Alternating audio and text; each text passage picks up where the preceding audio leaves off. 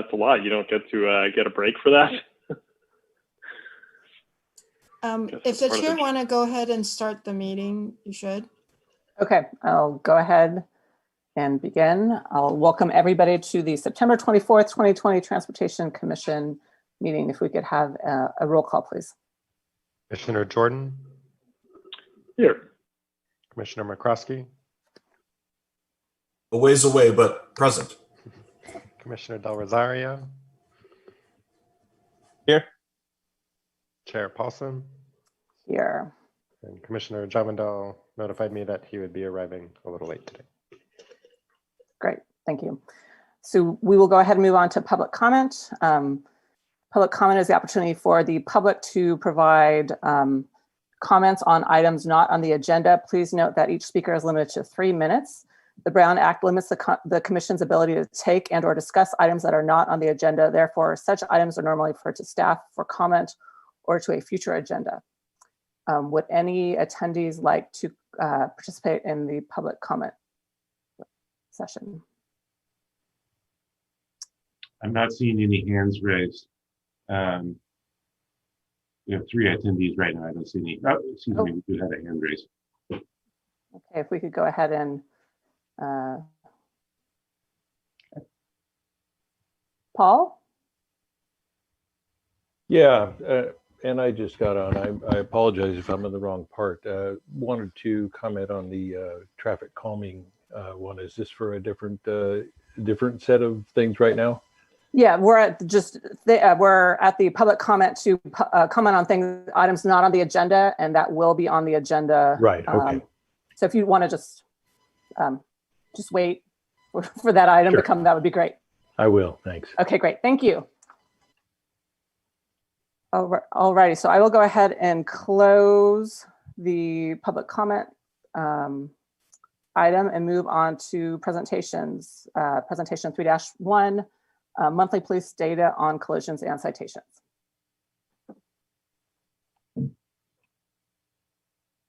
Thank you, Chair. Let me share my screen.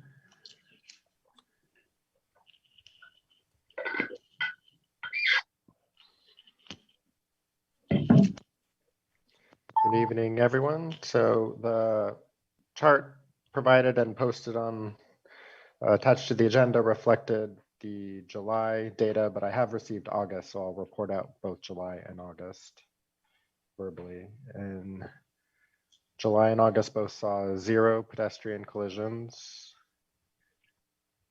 0 bike collisions in July, and 1 reported in August. Total injury collisions were 2 in July and 1 in August, and 8 total collisions, vehicle collisions in each of those months. Citations issued were 3 in July and 2 in August, and there were 3 DUI arrests, 3 DUI citations in July and 0 in August. That concludes my report. Great, thank you. Do any commissioners have questions about the data? Not seeing any. We'll go ahead and open it up to public comment. Would any members of the public like to comment on this? If you would please indicate by raising your hand. Okay, I'm not seeing any, so I'll go ahead and close public comment. And back to the commission. Any commissioners have any comments, discussion? I'm not seeing any, so we'll go ahead and move on to the next item. Item 3-2, shared mobility data. Thank you, Chair.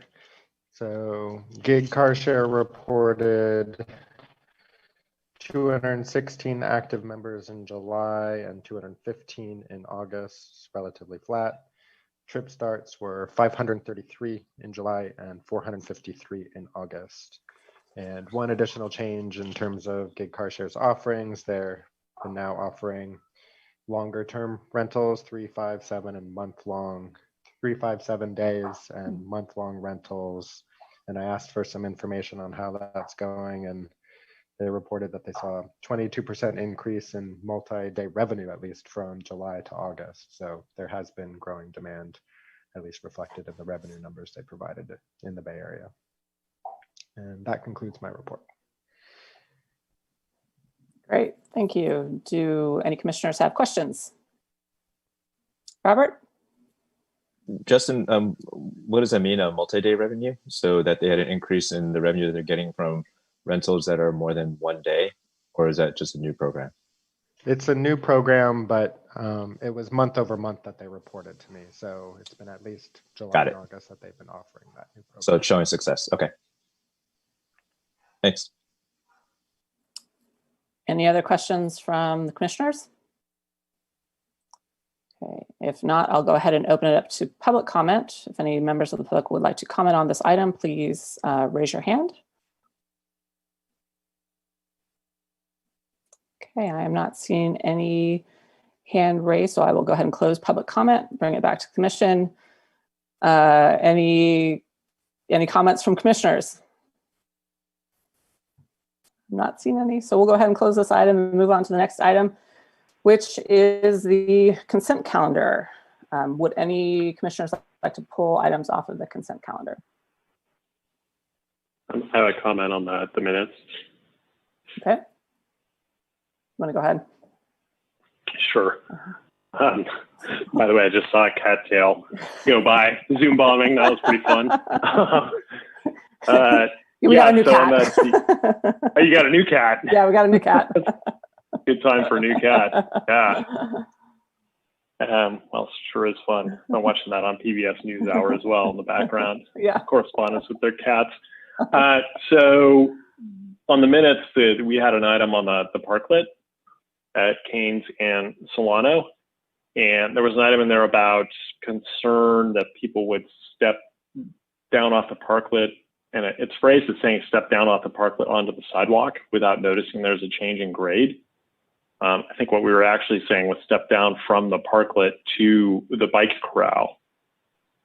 So the parklet, I believe, is at the same grade as the sidewalk.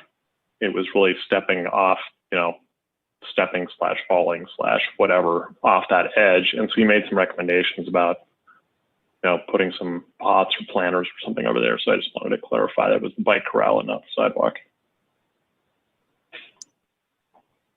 Thank you. Sounds great. And with that, I'll move. Well, yeah. Oh, go ahead. Go ahead. Okay, I'll move approval with that. I'll move approval of the minutes.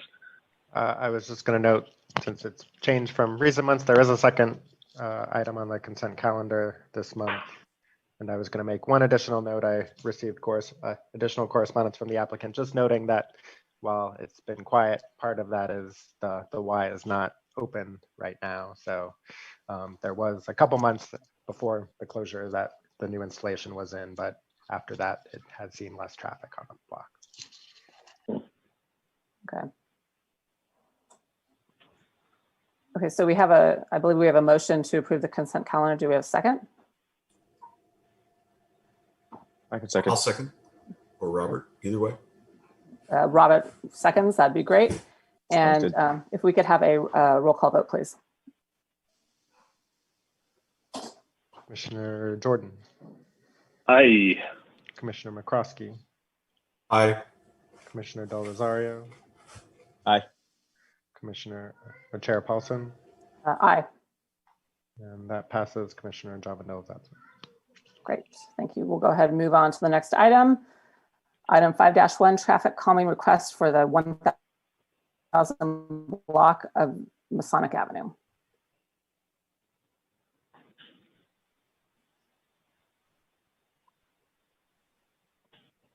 Thank you, Chair. Pulling up the presentation. All right. Good evening, everyone. The item before you is a request for traffic calming on the 1000 block of Masonic Avenue. The commission reviewed speed surveys at its meeting on September 26, 2019, and recommended that staff prepare analysis for traffic calming measures for this block. It met the 30 mile per hour, 85 percentile threshold. It did have average weekday daily traffic above the threshold of 3,000, but the commission recommended analysis for traffic calming on the block. The block characteristics, it is 1,000 feet to the cross street right of way, 1,050 if you're just measuring to basically curb to curb. And the guidance for this length block is 3 or 4 speed humps or tables. And that's essentially for any block over 950 feet. That's the guidance. Staff evaluated spacing, the various potential locations for speed humps and speed tables that met the needed space from driveways, from manholes and other obstacles. And then staff met with the residents of the block in February to discuss options. The best spacings are highlighted towards the right of this visual for 4 and then for 3. Looking at a speed table only option resulted in a pretty significant spacing at the north end of the block. There really isn't a great spot towards the north end of the block. And for doing a speed table only, spacing would result in about 285 feet from the intersection to the first speed table from the north. So with that, staff prepared basically 2 alternatives that are match the guidance for 4 speed humps or speed tables that could work on the 2 to the south of the 4 configuration, could be either speed humps or speed tables, and then a 3 traffic calming measure implementation alternative. Again, the far north one would only be able to be a speed table, and then the 2 to the south could be a table or a speed hump. The 2 to the south could be a speed table or speed hump. The spacing of the 4 is running right at the low end of the guidance. The guidance is within 100 to 200 feet of the intersection for the first installation, and then 250 to 350 feet between. So it does meet that. The 3 speed hump or table configuration has one segment that's a little longer than that at 370, but otherwise is consistent with the guidance. So staff finds both of these are reasonable alternatives, given that there is a significant volume of traffic on this block, and the alternatives are relatively narrow streets. And the current installation on the 800 block is only 2, that starting with a 3 installation is marginally better, but there really isn't a huge amount of difference between them. Beyond that, there was a comment concerned around drainage and the potential to exacerbate flooding issues towards the north end of the block. The block does drain towards the middle. It drains to a low point, sort of a third of the way or so down the block, maybe a little more than that. Between a third and a half south from the north end, there is where the water gets put into the storm drain outlets. The speed hump or speed table design does maintain at least a foot and a half between the curb and the start of the rise to allow water to pass along the curb. So that is how these address potential drainage impacts. I'm sorry, you had some screaming. You had some screaming slow down there right when you said what the dimension was. So between the curb and the start of the rise is how far? Minimum of 1.5 feet. Okay, thank you. And then the only other note was the opposition letters were not folks that had signed the petition in support, so it didn't affect the support numbers reported in the staff report. Additional to the actual humps, there is striping and signage that would accompany it. That's what we've been installing in recent installations with the accelerating parallel lines towards the speed hump, the triangles at the rise, and then the signage associated with that. And so the staff recommendation is for 3 installations, with the one at the north end at 1010 Masonic being a speed hump, and then the 2 towards the south being speed tables. In the report, it did discuss there is a desire by the residents to, maintain the 25-mile-per-hour speed limit and not penalize folks and not make it so that the thousands of vehicles that do have to slow down further than the speed limit. The challenge being that generally speed humps make people slow down significantly below that. Speed tables gets people to slow down about to 25 or 25 to 30, and it all depends on the exact installation. It can vary, and it does also vary between types of vehicles, which ones have to slow down more substantially, and other vehicles that don't have to slow to the desired speed. And with that, I'll open it up to any questions from the commission. Okay, thank you. Commissioner, questions? Robert? Yeah, thanks. Justin, so just a further clarification on the public comment, or the one that we received in writing. So the speed table or a speed hump, I can't remember what it is at this location that's impacting the residents. So it's 1.5 feet. It would taper 1.5 feet away from the gutter. Is that correct? So it would maintain at the street level. It wouldn't start rising to the hump until 1.5 feet. So the 1.5 feet would take 1.5 feet away from the curb is where the rise would start at a minimum. If I would consult with Public Works before installation if there is a reason they would see it needing more than that. But that's the guidance is 1.5 feet to maintain that drainage along the curb, and then it rises over a couple of feet or to the height of the speed table or speed hump. I would assume, and as a follow-up to that, I would assume that it wouldn't start rising until you actually get to the asphalt, right? I don't think you can apply these on top of the gutter, the curb and gutter piece. Yeah, I believe that's correct. Yeah, that's probably greater than 1.5 feet anyways. Okay. All right, thanks. Ken? Thanks. Justin, did you do any analysis that included possibly a raised crosswalk at Solano and Masonic on the southern leg as a way to put a speed table towards the north end? Raised crosswalk. Where did you say? At the southern crossing of Solano and Masonic? Yes. No, I did not look into any changes at the intersection.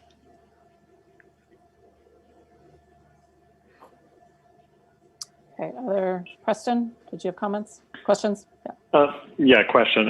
Well, first of all, I'll offer that there is no gutter pan there. Going to Commissioner Del Rosario's question. So the asphalt goes right up to the curb. So, still 1.5 feet, but it's not defined by the gutter pan in that particular location. It's the first time I'd ever read or heard about this speed humps, lower to substantially below 25 and speed tables above 25. So I'm interested, is there really no treatment that strikes in between those? I have brought up in the past the possibility of sinusoidal rather than parabolic speed humps, which, thinking about the geometry, I wonder if that would strike between those two, because it doesn't have that abrupt change that parabolic humps have on either edge, and yet it doesn't have the smooth going over the top that a speed table has. And also, I was curious that there's a speed table now in front of the senior center, and my purely anecdotal sense is that motorists generally go below 25 over that. So I don't know if these speed tables would be similar to that or have a lower profile, different design. Any thoughts on any of that would be helpful. Thank you.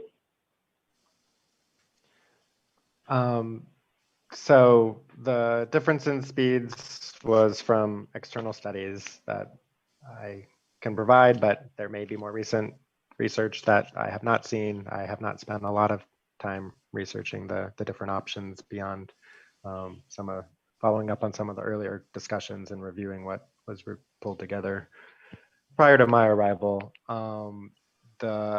We did measure the 800 block, and that was provided when we provided the 900 and 1000 block Masonic measurements, and we did see reductions in the speed there. So we do have some evidence from the speed surveys we've done that those installations did have an impact mid-block between them on the vehicle speeds, but that's got one speed hump on one side and one speed table on another, and it can't really pull those apart to know, we could look, I guess, northbound versus southbound and see if there's a big difference.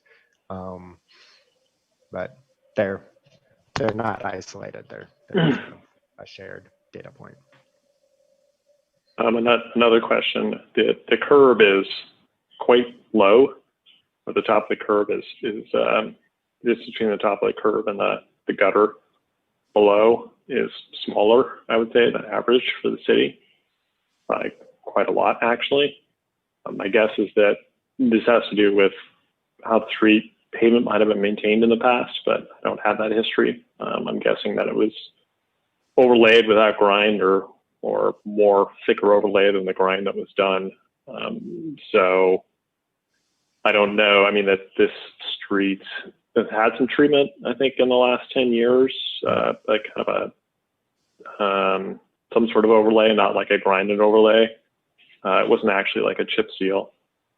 So I guess what I'm getting at is I don't imagine that this street could, is scheduled to be ground down. I don't know if anybody knows what the pavement section of this street is that's so thick that when it is maintained at some point in time, it could be stripped down to a lower elevation to open up a deeper gutter to control this overflow of the sidewalk.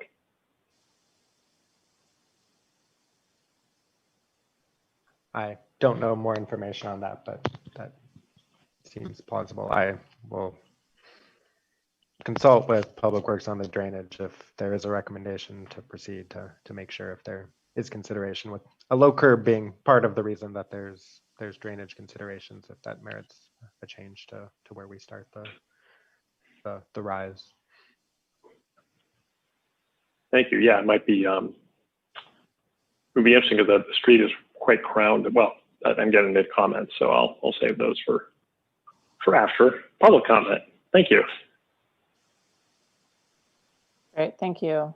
Any other commissioners have questions? Yeah, I am not seeing any, so we will go ahead and open it up for public comment. If you would like to provide public comment, please go ahead and raise your hand. I would like to remind all attendees who are providing public comment that we ask that you limit your comments to 3 minutes. Okay, so it looks like we have a number of folks who would like to provide public comment. So Jeff, if you want to go ahead and. Sure. Start with Greg Brazil, please. You have 3 minutes. Unmute. Can you hear me? Yes. Okay. Two questions. What's the difference in the two things, speed bumps and whatever the other was called, and number two, why only on the 1000 block and Masonic?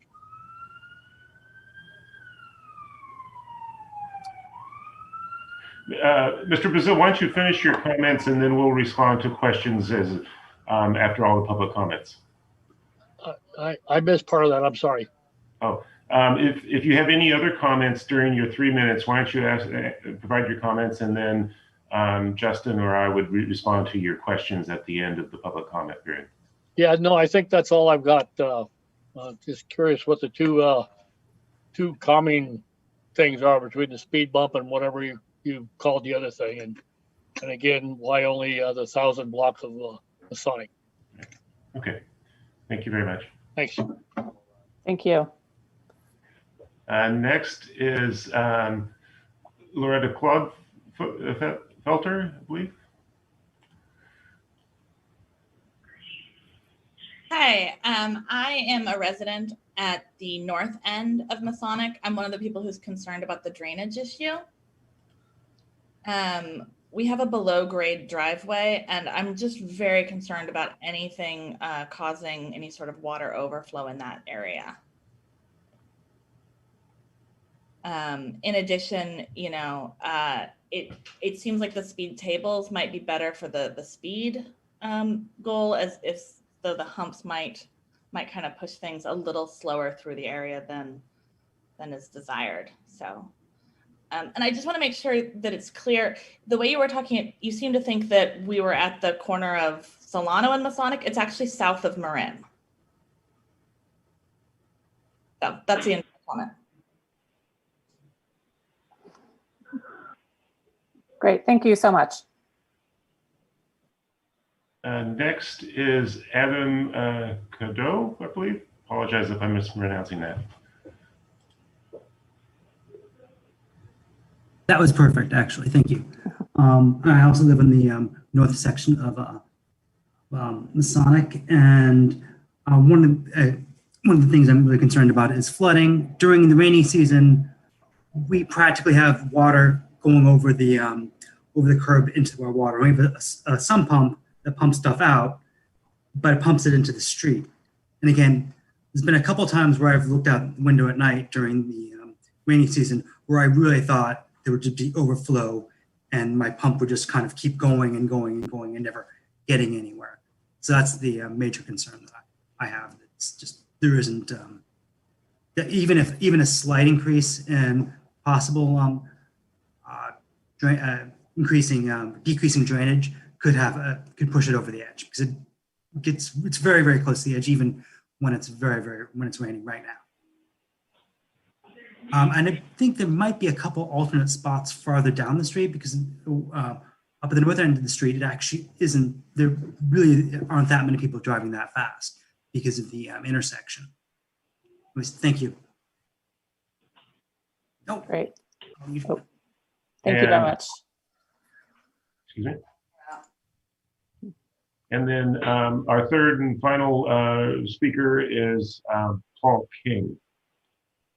Mr. King, please go ahead. Yeah, thank you. And really appreciate getting back to this issue. You know, we've been working on it for quite a while. And, you know, I think to me, there's even more urgency now. We during the pandemic, we have seen the speeds subjectively. We don't have a measure, but people just are really ripping through Masonic. The kids are out more, and people are crossing the street more as they avoid each other on the sidewalk to get social distancing. Now, I know this won't get done. Hopefully, the pandemic will be over before this, my understanding. But anyway, it's just been dramatic. And I do want to say, I did get the chance. I had not understood, as the rep that's been, you know, communicating on this, I did not understand that the concern was about the water drainage in front of that one house. Till this afternoon, we walked through there and did look and see that the reason that the two further a couple of houses down would not have a speed bump was, one, it was a short curb area. The next one was it was a manhole right at 12 feet. You could fit 12 feet in there, but it was right, the edge of the manhole is 12 feet. And I guess you might need more than that. So that's a question that I would pose.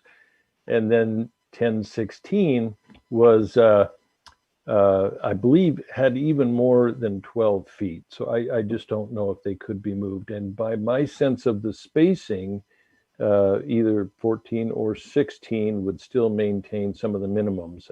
I'm not so sure quite about how close it needs to be to Marin, but again, it's a question for maybe another look. And just on the drainage, I have a similar below grade driveway, and I find that simply a car parked along the curb, and then the debris from needles, which get swept, fortunately, will puddle things up and restrict flow. Even at that, in 31 years, we have not had it broach the sidewalk. And believe me, I have watched during our heavy rains. But in any case, I really appreciate your consideration of this, the looking at, even though it didn't meet that volume criterion, to have recognized the greater risk from greater volumes and speeds. And thank you again for your consideration. Great, thank you for your comments. Would any other members of the public like to speak? If you can raise your hand to indicate you'd like to speak, that'd be great.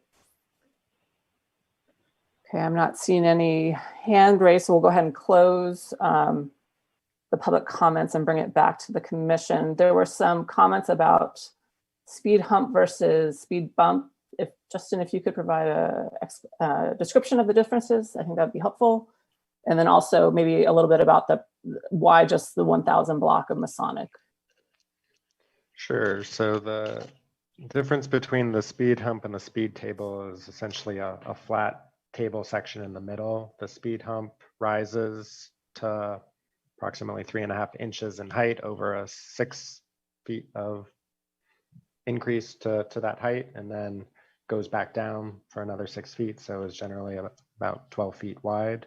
A speed table does the 6 feet up and then is flat for 10 feet and then starts heading down for another 6 feet. So it's approximately 22 feet wide. The reason we did the 1000 block of Masonic was this was initiated by a petition request from residents of the 1000 block of Masonic. So that's why we're discussing that block tonight. And there was a question on whether it would fit. So it is 12 feet for a speed hump. There were a couple that were cutting it relatively close. The guidance is to maintain at least 2 feet from a driveway return on either side. I was giving the same buffer for manholes and that kind of thing. I'd have to check with Public Works if they were comfortable going any tighter than that. I don't know for sure. Great, thank you. So commissioner comments. Ken? Well, now I'm on the right block. Justin, could you show your figure again with the 4 different colored sets of colored boxes on the block? I guess, my question was about the northern end of the block, and I believe you said that there wasn't room for a speed table on the northern end. And that's why I was suggesting that there might be a consideration of a raised crosswalk instead.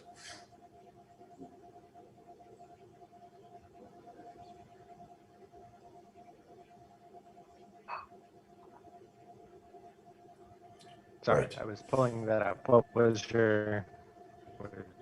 So the blue boxes indicate, the dark blue boxes indicate speed humps or speed tables?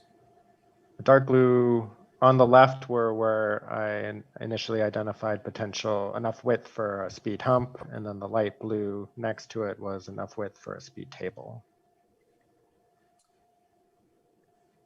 And then the series of 3 to the right was looking at the best spacing within those choices.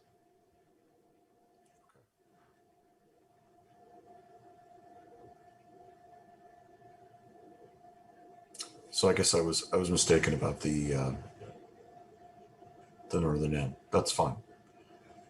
Just wanted to address that. I'm in favor of putting in the speed reduction in this area. I haven't figured out what I would recommend yet, so I'm going to hand it over to somebody else. Other commissioners have comments?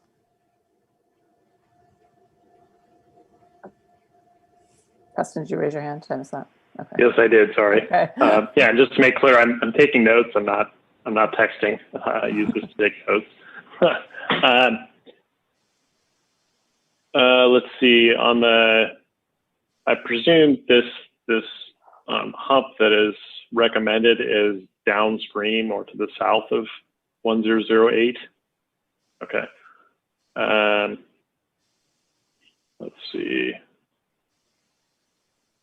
And so there sounds like there was maybe some possibility of putting it further south. For instance, if Public Works was okay with the edge of the hump being closer than 2 feet to a access hole. Was I understanding that correctly? That's what the commenter mentioned. I don't have all my measurements in front of me, but I believe there was probably, my recollection is I agree that there were likely ones that were above 12 feet, but with lower than 16 feet. So I ruled them out. So if Public Works was okay with a speed hump going right next to a manhole and that did not limit access, there may be additional space. I'd have to remeasure to know for sure. Okay, so there might be an option to explore of locating it to the south of 1008 further south. So any backup would be less likely to back all the way up to 1008. So that seems worth exploring with Public Works. So also thinking if they could survey, and I don't, hopefully you don't have to actually call out a surveyor to do this. They would have the equipment to do a rough, because you don't necessarily need to a 100th of an inch.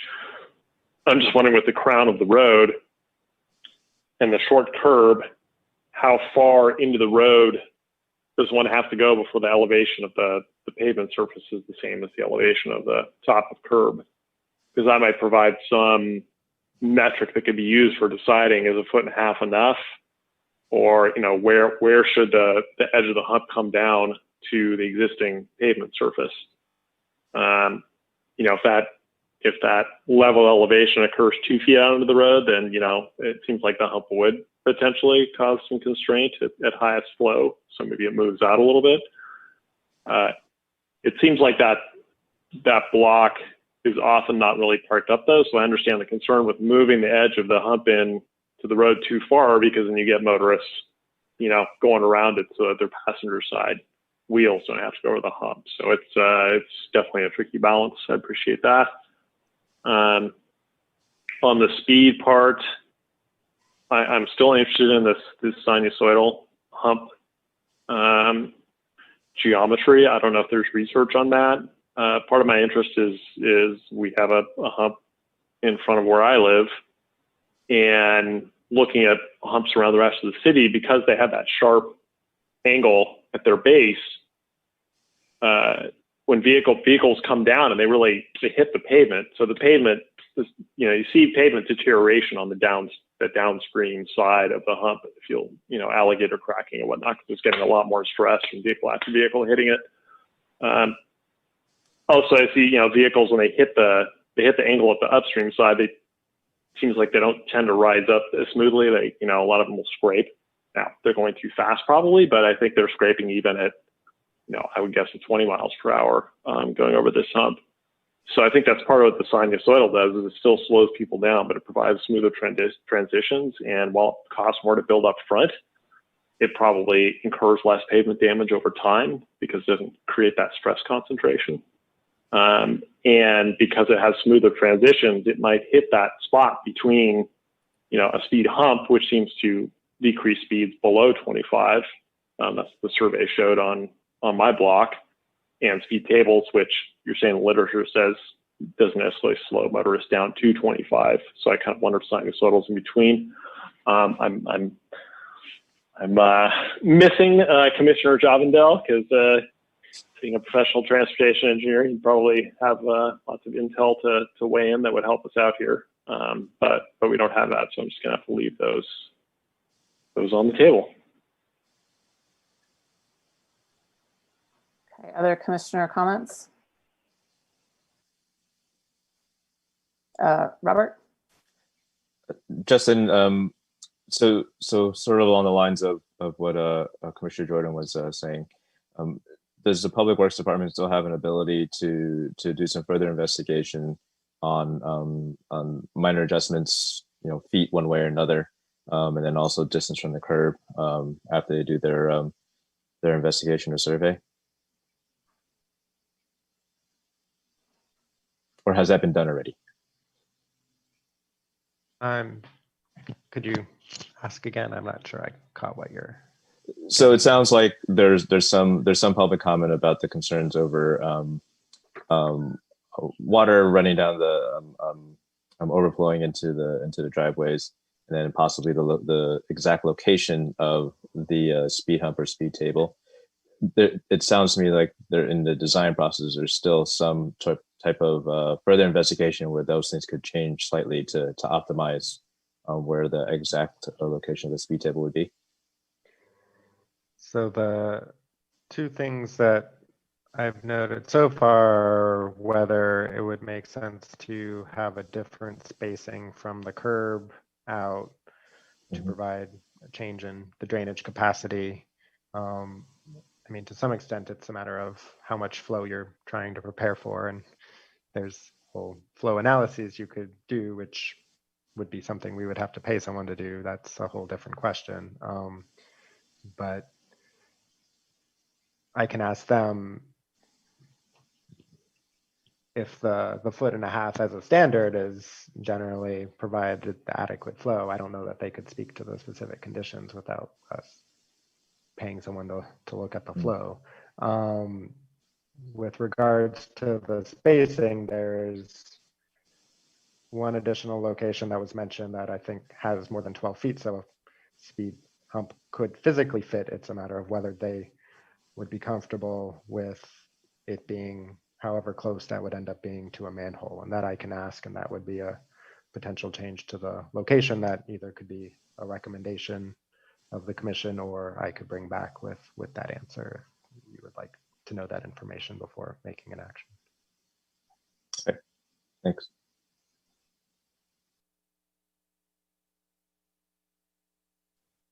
Preston? I'm on the spacing, so the 3 feature spacing, if I understood correctly, the distance between the central feature and the 2 outer features, the north and south feature, is over 350 feet, which, if I understood what you said, Justin, that was 350 feet was sort of the maximum recommended for intra-block spacing. I think you said 250 to 350. So I'm sort of curious on like, okay, so one of them is 330 and the other is 370. Interesting. So that would actually be another advantage of moving the northern feature south a little bit.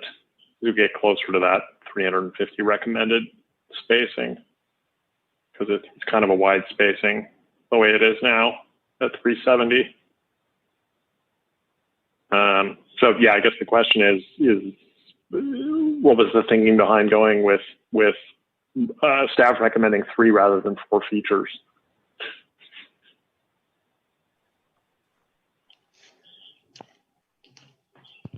Again, they're relatively close. I didn't have a strong preference one way or the other. The staff recommendation was based on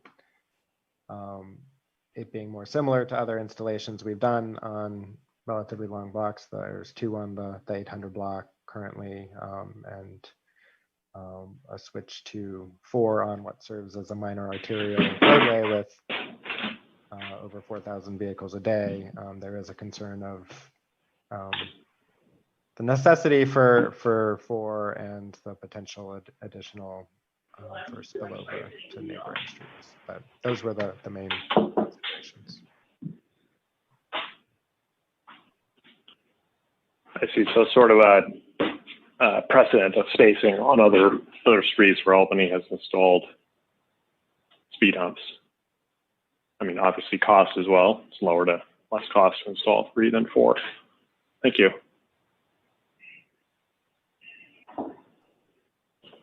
So I prefer the 3 compared to the 4, but I'm concerned about drainage issues around the northern location. Speed table versus speed bump. I don't have a strong opinion. I'm guessing commissioners have a different opinion. If it would be possible to move the northern hump table to the south, I think I would support that being investigated. I also, it would be possible for Public Works to go out and look at the drainage and look at the grates and, you know, see if they have a concern about water topping over the sidewalk at that location. It's possible they don't, and they don't feel there would be a obstruction of flow with the installation of a speed bump or speed table. But if we could have them or somebody who is familiar with that, go out and take a look and provide some information. That would be good, I think. Okay, any other commissioner comments?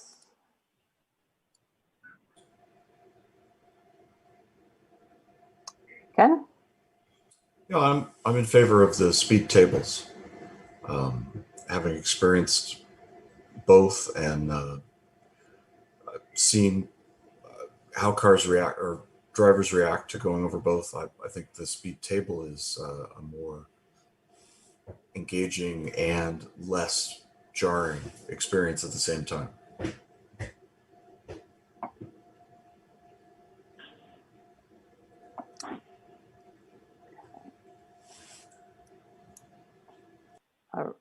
Okay, so any other commissioner comments, or would any commissioners like to make a motion?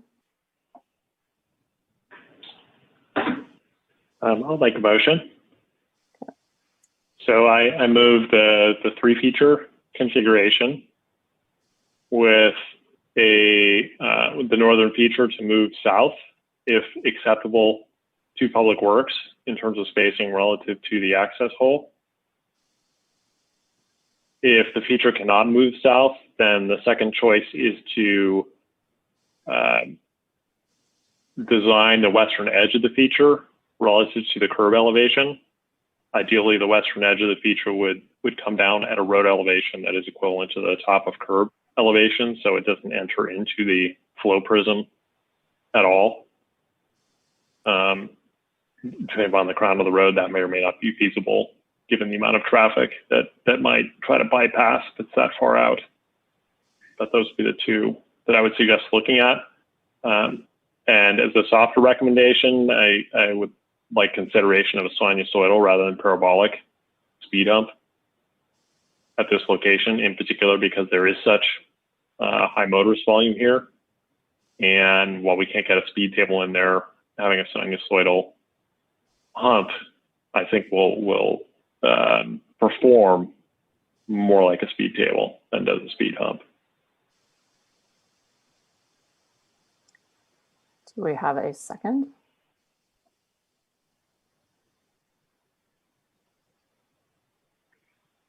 Yeah, I'll second that. Okay, thank you. So can we have a roll call vote, please?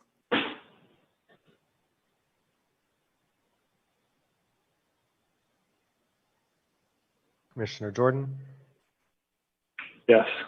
Commissioner McCroskey, Yes. Commissioner Del Rosario, Yes. Chair Paulson. Yes. And I'd like to thank the folks who live right there for coming forward, because a lot of times we hear, even though the city sends out postcards, well, I didn't know anything about this, I didn't know what was going on, and people show up kind of later in the process. So thank you for hitting the timing right on so that we could take your concerns into account and try to make adjustments. Thank you. All righty, let's go ahead and move on to the next item. Item 5-2, update to traffic calming policy. Thank you, Chair. So this item brings the broader policy criteria back for your discussion. The current criteria include both a volume criteria of less than 3,000 average daily traffic and a speed criteria of looking at the 85th percentile. Basically, the 85% of the cars travel less than that speed and 15% travel above that speed, and looking at if that 85th percentile speed is 5 miles per hour over the speed limit, qualifies for traffic calming measures. In 2015, the commission added an interim 3 to 5 mile per hour or the 28, 30 mile per hour, given that our residential streets have 25 mile per hour speed limit for the most part, that it's eligible for soft treatments, which is not the physical speed hump or speed table, but striping, signage, and in-street stencil, that kind of thing. And if a speed 85th percentile speed is less than the 28, then no changes are recommended. So those are the current criteria. During discussions reviewing traffic calming requests, a number of other suggestions have been made in the last few years. So going through a little bit, so just to provide some information based on the speed surveys that we have been doing over the last several years. This is what the speeds and volumes look like based on those measurements. Looking at the thresholds, the sort of greenish yellow color is the sort of soft treatment qualifying, and the orange color is the speed hump speed table qualifying speeds that we've encountered using this criteria, and the volume measures are also shown here. In terms of prior discussions at the commission on the volume, there was discussion in particular with the previous action item, the 1,000 block, of whether there should be a volume criteria at all. Some possible things to think about would be to keep it as it is, to remove a volume threshold altogether. Another relevant item is the general plan established roadway classification, which is my best understanding of what the volume criteria was intended to get at. The caveat there being now with traffic calming measures being recommended for the 1,000 block, as well as some other measures on some of the collector streets that have been recommended, what exactly that threshold would look like in light of what's been recommended to date. So those would be some potential changes that based on that discussion. Looking here for if there is a commission recommendation that you all would like to make, I can bring back draft revised policy, or if there are other questions you have based on this more analysis that you're looking for to make a decision on this, I'm happy to hear what else would be useful information at this point. On the speed, here's a poor rendering of what the 85th percentile. It's essentially just drawing a line and an assumed sort of curve of vehicle traffic. It's independent of how fast the cars are going, and ahead of that, how fast they're going below that. It's just picking this representative 85th percentile speed and using that as the yes or no. It is a common metric used in setting speed limits and in traffic engineering. There is a push to move away from that to some extent in terms of how speed limits are set. But it is a relatively standardized metric to use to look at speeds of traffic. There has been a substantial discussion at the commission over the years on if the relevant information is really how many speeders are going on a particular roadway is a better measure of risk, looking at just how many cars are there going at a particular threshold speed and just counting those and comparing those to other blocks. So that's been one suggestion that's come up in commission discussion over time. That would involve one, confirming that we can easily get that information. So the speed surveys we currently use are pneumatic tubes that we put out for a week. They're pretty quick to spit out particular reports. They do have all the data in there, but how easy it would be for staff to pull a customized threshold, I would just have to look into how quick that would be for staff to do. There may be particular mile numbers that are sort of easily available in a report, or others that we would have to figure out just how the software can generate. The other decision would be what that threshold would be. Would it be 30 miles per hour, the 5 miles over? Would it be something else? Would it be looking at multiple levels? Those would be some of the decisions that would have to be made if we made that switch. There was another suggestion to, instead of having a threshold that's either yes or no, to switch to just ranking. And so any request that comes in, which ones are at the top. We want to recommend some or have a prioritization that could change over time to always be picking the ones at the top.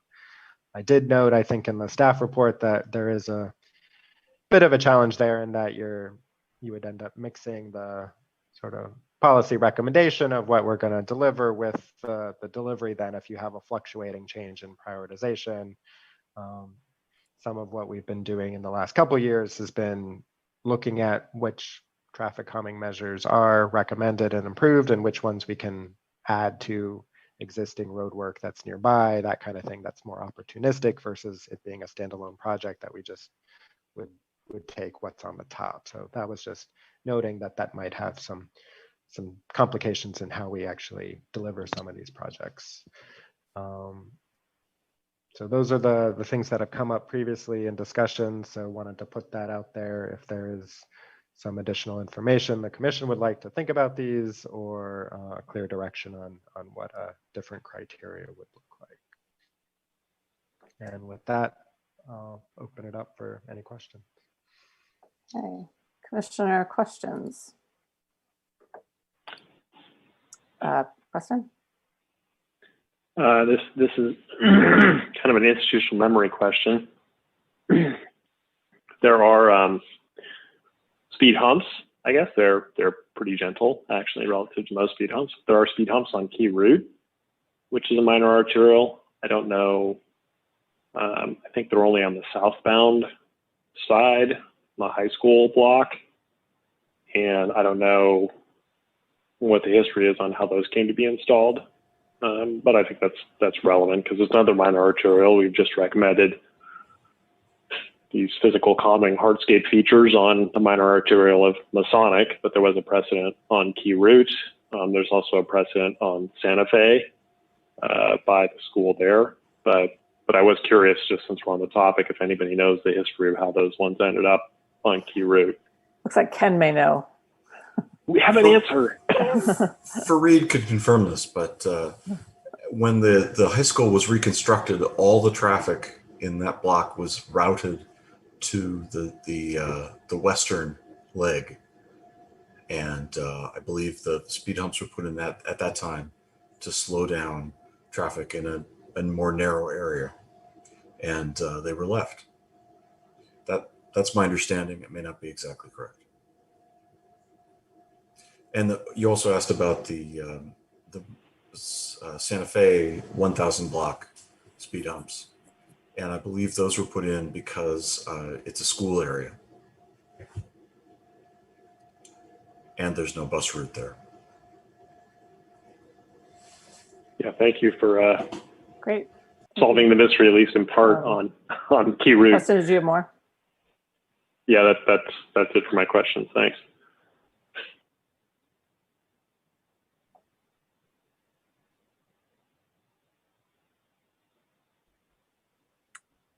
Okay. Any other commissioner questions? I am not seeing any. So I'm going to go ahead and open it up to public comment. If you'd like to speak, please raise your hand. I would like to remind everybody that we ask members of the public to limit their comments to 3 minutes. At the moment, we have one request from Jeremiah. Jeremiah, you may go ahead and start. Hi, thank you. I came in a little late at work. I'm not sure what agenda item we are on. Can you just let me know agenda item? We are on item, it is 5-2. It is looking at traffic calming policies within the city. Oh, perfect. I'm so glad I made it for this. Are you kidding? This is the best topic on the agenda by far. This is what school zones are, right? Like, the point of putting those speed bumps in was to slow traffic so nobody gets hit by a car, a student, by a school, trying to go to and from school. Whoever put those speed bumps on is a great person. You know, it probably was because someone died. You know, so many kids have died in Albany walking to school, and nobody makes point of that. Last year, Lower Solano, remember that? You had a crossing guard there, some kid got run over by a paratransit. Gosh, you know, it takes a death to put up a speed bump. And all these are preventative. That's why for the past 10 years, okay, I've been making a positive suggestion to implement school zones in our policies, right? It's traffic calming.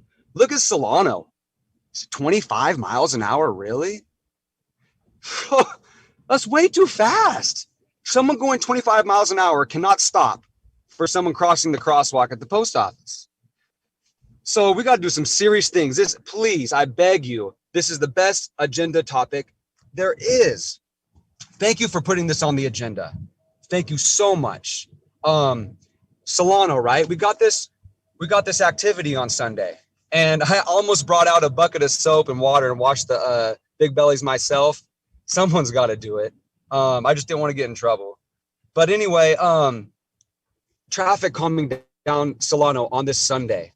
I know it's not a city event, it's a Solano Avenue Association event, but you guys are on the same team. So don't pretend like it's not your responsibility, you know, city. Traffic calming, let's put some cones in the middle of the street. How are we going to slow down cars for this event on Sunday?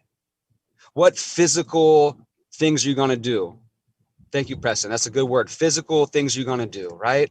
I mean, when those parking spaces for the restaurants came out, I put red and white reflective tape on them, you know, because they were all dark painted brown. You can't see them at night. It's common sense, right? So basically, that's the end of my agenda comment. And thank you. We really got to do this traffic calming, implement a policy. Let's put it up for topic on the next week's agenda item too. Another agenda item. Let's keep doing this. School zones. Thank you. Great. Thank you for your comment. It looks like we have additional commenters. Yes, Paul King, please go ahead. Yeah, thanks. This obviously was raised before when we brought our petition to you. And as you may recall, my view at the time and reciting what the federal risk prediction models use is an exposure model. So to discount high volumes is, to me and to those models, nonsensical. So I really appreciate your taking that seriously and looking ahead to different models. For me, the issue of risk is the more cars that are traveling at too high a speed is the issue. If all the cars are going 25 and below, we wouldn't be talking about this even if there were 5,000. I just want to stress that, again, I don't know all the issues that might go into new criteria, but fundamentally, I do like the idea of exposure to high speed. So that would be, and if you recall the study that I cited about children not being able to judge car speeds around 20 to 25 miles per hour. Anyway, thanks again. Great. Thank you for your comment. Would any other members of the public like to comment? Please raise your hand. Okay, I am not seeing any new commenters, so we will go ahead and close public comment. Before we get back to commissioner comments, I would just like to clarify, Justin, if you could speak very briefly to the commenter was correct in that we did unfortunately happen and sadly had a pedestrian fatality in the city last year, but it was not a child at a school. If you could just clarify the situation around that, that would be just so everybody's clear and we have it in the record. So if you weren't aware, you can be aware. Yeah, it was at the corner of Solano and Jackson, and it was a paratransit vehicle or a large vehicle that was making a left turn at the four-way stop and collided, I believe, with a senior citizen. It was midday, not, my recollection is not during crossing out hours. Great, thank you for that. Ken? Thank you for that clarification. Yeah, it was my understanding that the traffic crossing guard was not on duty at the time of the accident, so the person was not protected. And I've been on the Traffic Safety Commission for over 10 years. There have been some collisions with school-age Albany kids, but there have not been any deaths in that time. It's still a major concern, but there have not been any deaths, at least in the last 10 years. Great, thank you for that clarification. So back to the commission for general comment. Preston? So that our criteria, our policy on where, what the warrants are for installing physical traffic calming don't, it appears they were built on the speed limit law. They don't have to be though. I'm not aware of any legal requirement to do that. Hopefully staff will correct me if my understanding is incorrect. Given that, my desire is to set the goal that the median motorist will drive the speed limit on all streets. And so in that regard, I mean, I could see not doing this on the arterials, but in that regard, as we've observed, the minor arterials already have these features. So those are inbound or inbounds now. And so rather than use the 85th percentile, I mean, it's almost, so I don't have a specific proposal in mind, but it's almost like, it depends upon the distribution of the speeds.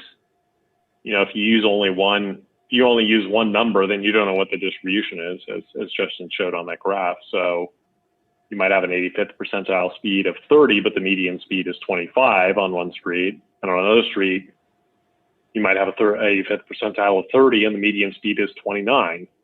And those are very different in terms of risk that is imposed by those speeds. So it seems like really that both numbers need to be incorporated somehow, and the volume needs to be incorporated, because that's another one of the exposure factors, as we've just heard from Mr. King. So a street that has, say, a median speed of 28, but 4,000 vehicles a day might get a higher priority than a street that has a median speed of 29, but only has 500 vehicles per day. So I don't know how to weigh that, but I think it does need to go to a risk-based approach. And, but I do understand what staff said. Well, then you've got this list that's sort of constantly shifting what's at the top of the list, and is whatever's at the top of the list in the right spot for most economic implementation, given the paving program for that year. So that would need to be worked out as well, that, flexibility between the ideal of, putting at the top what is going to get us the most benefit in terms of risk reduction versus, having some flexibility to do what is most economically efficient in any given year. But those are sort of the parameter space that I'm looking at, that I'm interested in switching these warrants to. So curious to hear other commissioners' ideas.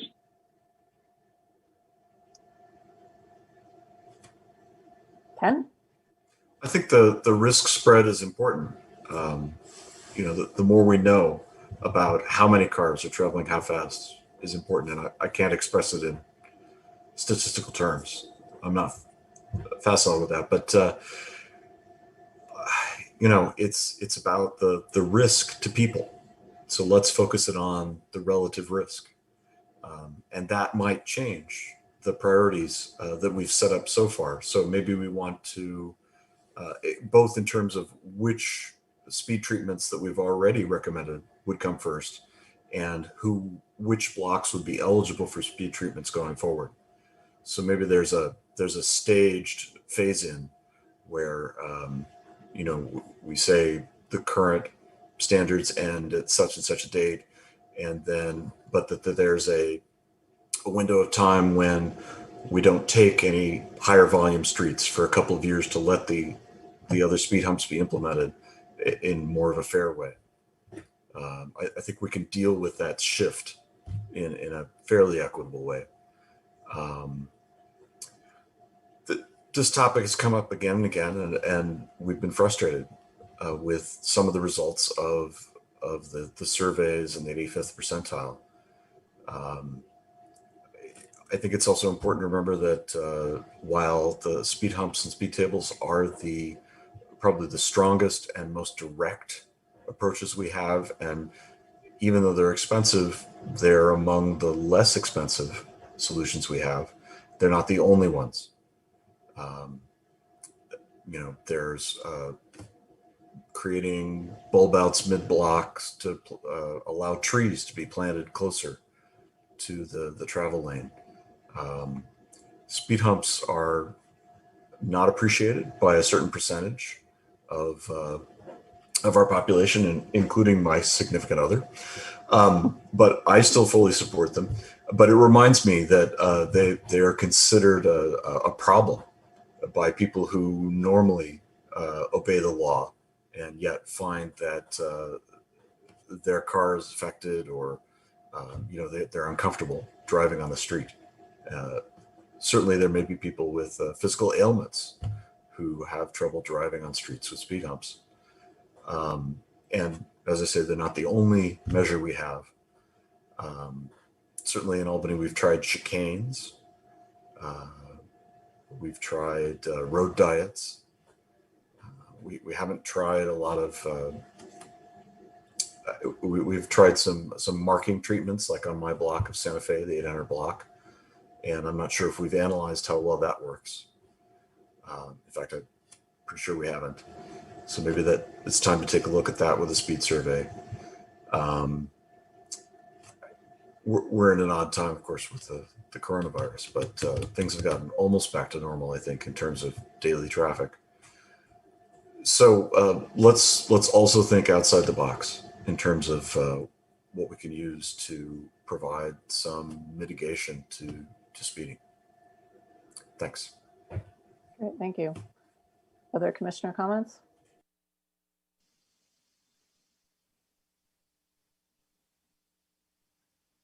One comment. Welcome. Back to school took a while. I think that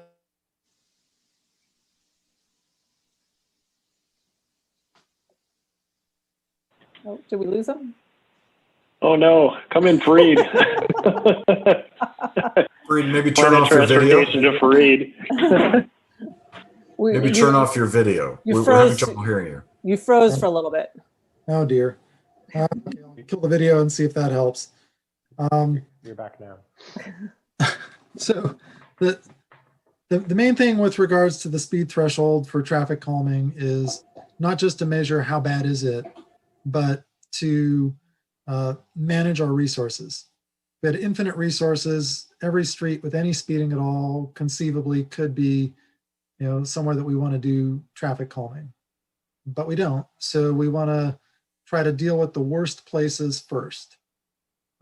And so the 85th percentile speed is one of the means of determining that. And if most streets don't hit an 85th percentile of 30, the ones that do really need the help. I think it's pretty rational to also look at one speeding car a day that's going really fast and another one that's just below the speed limit. Now you got a really bad 85th percentile, but you only have 2 cars versus another street with 1,000 cars and 100 of them are going too fast. That makes sense to try to capture that. And I don't know what the magic conversion is, but if we're measuring the street with the most cars over 30 miles an hour or something along those lines, a weighted average, that might be a good alternative way to go. It's different from what I've seen in other places, but if we think that that's getting to our objective better, then I would support looking at something like that as long as it's practical to collect the data. Because count firms are all set up to give you the 85th percentile speed, but they give you all the data. So I think you could pull out the number of cars over a given speed with no real trouble. So that seems relatively easy to do. That's my thought. Great, thank you. A question?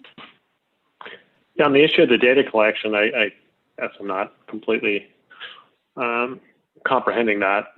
So it seems like if the report has the number of cars and what the 85th percentile speed is, then we know how many cars are going over the 85th percentile. It's an absolute number just by multiplying one by the other. Is it that straightforward, or am I missing something? If you went to cars over a certain speed, you're not using the 85th percentile, you're using a different absolute for every time you're collecting a survey speed that you're measuring over. So I see. Right. And I guess my interest is to move away from having any set, like 30 miles per hour or whatever, having set numbers like that, say, 85th percentile times volume, you get this many vehicles going, doing some sort of weighting so that you can actually get a comparative risk from street to street.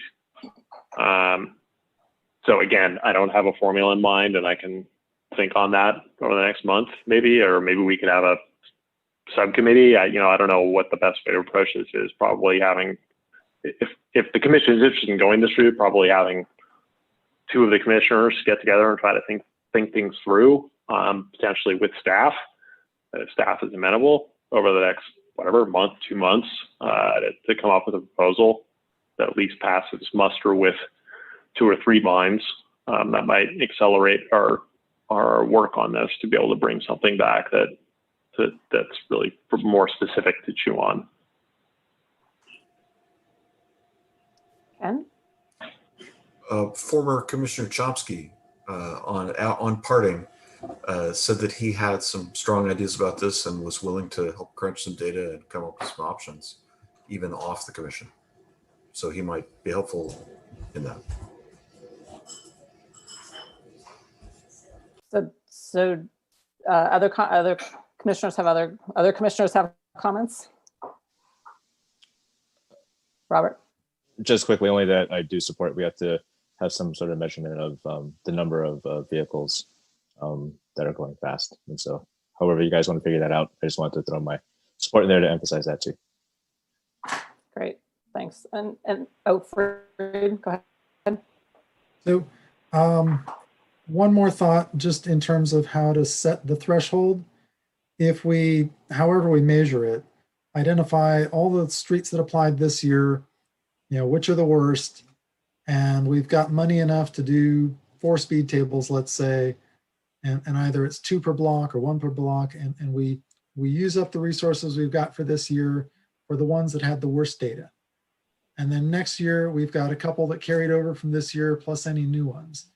And we take a look at those, and out of that batch, which are the worst, how much resources do we have, and we program spending those resources. So you keep a running list, you identify what's the worst, and you're not worried about, is the magic number 30 miles an hour or 40 cars over 30 miles an hour, anything like that. You just say, what do we have available to solve the problem? We're going to apply it to the worst problem first, work our way down the list. We run out of resources. Everyone who didn't get served gets carried over. So that in terms of how to allocate, that would be one approach we could take. Thank you. Great, thank you. Preston? Yeah, that's certainly the approach I have in mind, is those sort of an annual reshuffle based on the new data that's come in. And that's kind of akin, not exactly the same as what's going on with sidewalk repairs. I mean, they're accumulating more data with time and learning about new spots that are severely damaged that weren't captured in previous inventories, and going after those spots. So there is some nominal policy precedent for that. Robert? But the sidewalk improvements had an associated budget with it. I wonder if this is a little bit of a chicken and egg, and trying to figure out what our budget is for traffic calming. If we don't know or how many improvements we want to have in a year. So it seems like maybe this is a little bit backwards, where we're going to have some sort of set program for traffic calming and see what we can do with that budget, as opposed to, on the extreme case, we know we have traffic calming problems on 20 blocks in Albany. What's the budget for that? And then try to find the money. So I don't know if there's a difference there, and how we set the budget for traffic calming. Ken? Yeah, I think I'd have trouble getting a measure passed to fund speed humps. And Justin, could you tell us how many speed humps in round numbers are approved but not implemented? I should have looked at that before this meeting. We presented last, my recollection was it was something like 10 or 11 approved, and we had delivered last year, I think 3 or 4. There were some installations outside of the traffic calming program, so there are some standalone projects that also, so the Washington on Albany Hill had some traffic calming associated with it that was separate from this program. But I think for this program, we delivered a couple of blocks were striping, soft treatments, and then at 2 or 3 blocks had speed humps associated. So there may be half a dozen or so still, something like that. Right. So it's not like we don't have ones that haven't been implemented. So the point for me is not to increase the number, but to balance what we do over time going forward. That's what I'd love to see. How are these improvements paid for? Is there like a line item in the capital improvement plan, or is there some money set aside, or do we know? I believe the existing CIP uses County Measure B BB dollars towards the traffic calming program. And I just want to jump into with Ken had mentioned before, discussion or expanding upon other types of treatments to slow traffic, and I want to echo that. I think that is a good idea. Part of this measure, we can look outside the box and see if there's other measures besides installing a speed table or a speed bump or hump. I'm not sure. A speed bump or speed hump? I don't know. Hump. Okay. Bumps are in parking lots. The bumps Oh, are okay, really. okay. Okay. Other commissioner comments? So Justin, as a follow-up to the previous question, how are the Measure BB dollars further allocated into traffic calming treatments? So it is the same pool of dollars that goes towards our roadway and other bike ped projects. So Discretionary. It is discretionary within the city for how we want to spend those dollars. Okay.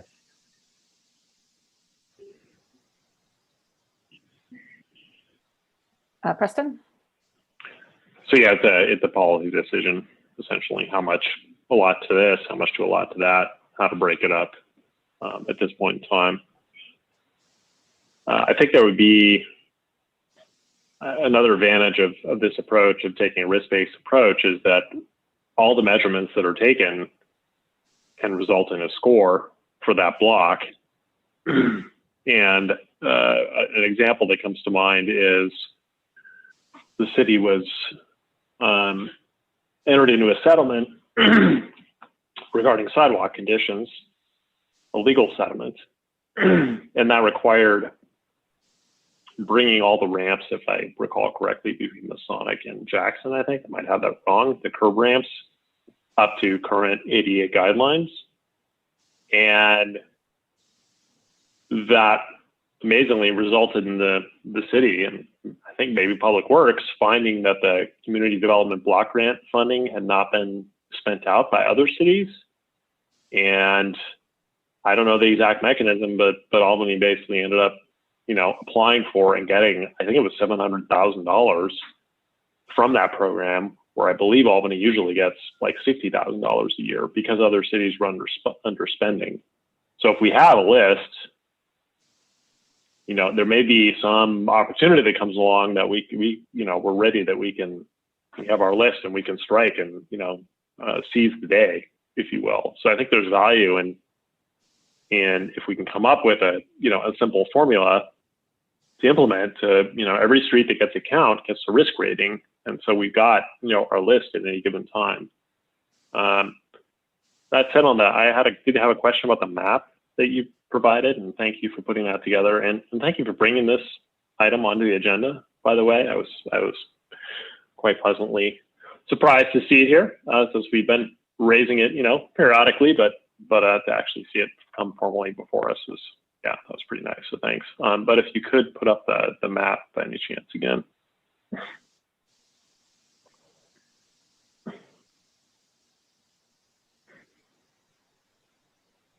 And my suggestion was going to be, I think it would be helpful to somehow indicate on this map those blocks that have some traffic calming, either soft or hardscape features. So I live on the 500 block of Talbot. Okay, and I see there's a count there, and it has the 85th percentile between 25 and 28. Which it's interesting because I thought that after the 2 speed humps were installed on this block, that the count that was done afterwards, that the 85th percentile was like 24 or something. I thought it was actually quite a bit lower than that. And then I'm surprised to see that the next block to the south on Talbot has a lower 85th percentile, but it doesn't have any traffic calming. So, so I think we might, there might be some pattern, there might be some knowledge that could come out of having those on here, and I presume what's shown here is the most recent data for any given block. If there's a count before traffic calming went in, I don't know if there's one after, or, somehow to have some knowledge on these counts relative to when traffic calming was installed or not. So I can clarify a little bit. I think the attachment on the staff report had the years that these counts were pulled from. I don't have it on the presentation piece. There were counts taken before the traffic calming was done, so this may include that for the 400, 500 block. I know we did counts more recently. Most of this data was pulled together by a couple summers ago, and I may have added some more recent counts to it, but it may also reflect some of the older ones. So it hasn't gone through cleaning to reflect any kind of before after impact of traffic calming installations or reflecting that. Thank you for the clarification. Ken? Yeah, I want to second Preston on the great data visualization on this map. I was an information design specialist for a biotech firm for 15 years, and this is clearer than most of what I saw or created, for that matter. But you will have to allow me a little gentle ribbing, because the border of Albany does not include one of our commissioners in its borders. So it's not perfect, but it shows a lot of great information. And I second the need for the desire to show what the traffic calming is. And it's okay, Robert, we know you live in Albany. Great, thanks. Okay, other commissioner comments?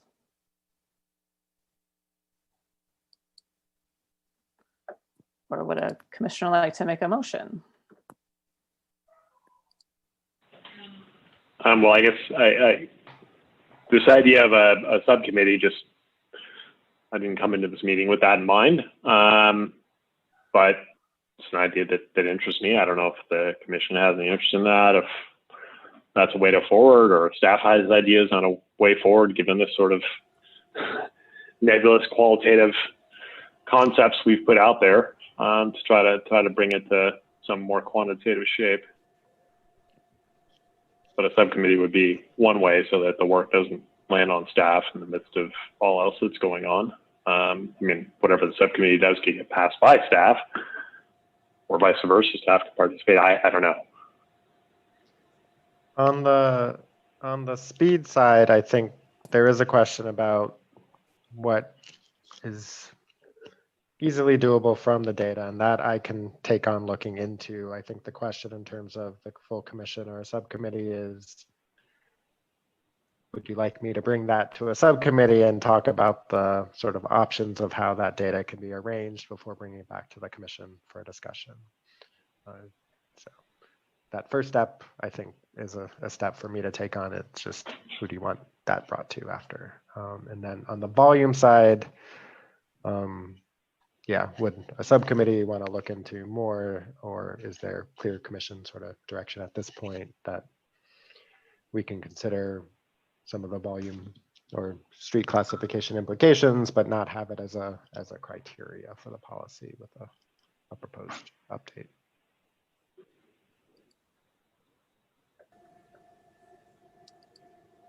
Preston. Yeah, I think what I was hearing was, if I understood, it sounded like the data, the approach that had more support was not going to be an approach that said, okay, this is our cutoff, MPH cutoff, and we want to know how many vehicles are over that. Which that sounded like it was a more complicated approach to figure out how to get that number out of the data. But if we stick with the percentile approach, so we've taken, we're going to look at the median, we're going to look at the 85th, we'll calculate how many vehicles are over each of those or in those intervals, which we can do just by multiplying by the count, and then apply some weighting factor to those. Then it sounds like the data side is relatively straightforward, unless I'm missing something, if we take that approach. Well, so this may be a subcommittee discussion after all. So my explanation would be that if you want to compare apples to apples between different surveys, then picking how many cars are going 30 miles and above, how many cars are going 35 and above, or picking some kind of threshold to know your volume going at a speed that you consider risky would be comparing apples to apples. If you're taking the 85th percentile times the volume, you're still going to have a different speed measure for each of those samples that you're talking about. And so you're not necessarily going to be comparing the same thing between different surveys. Right, and so that would be where the weighting factor would come in. So if the 85th percentile is on one street is 28, and on another is 30, there'd be a weighting factor to account for the 30 being faster than the 28.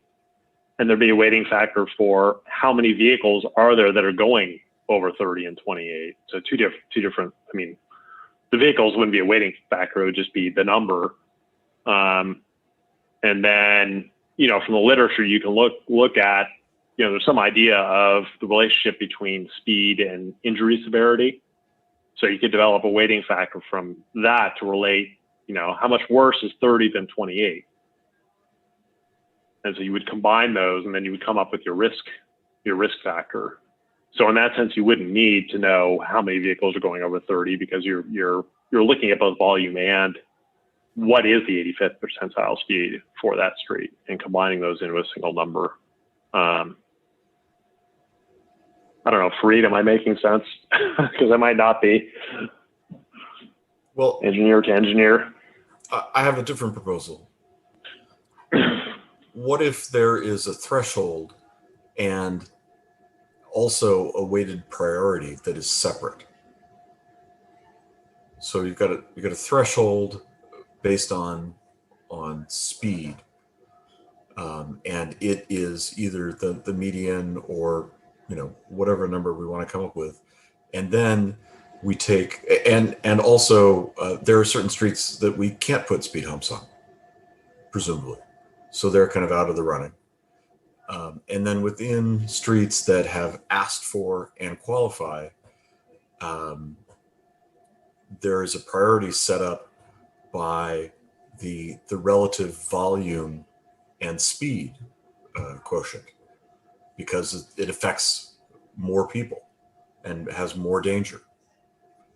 So we have a threshold, and then we have a priority amongst those approved. And then we have flexibility for the city in terms of what makes sense.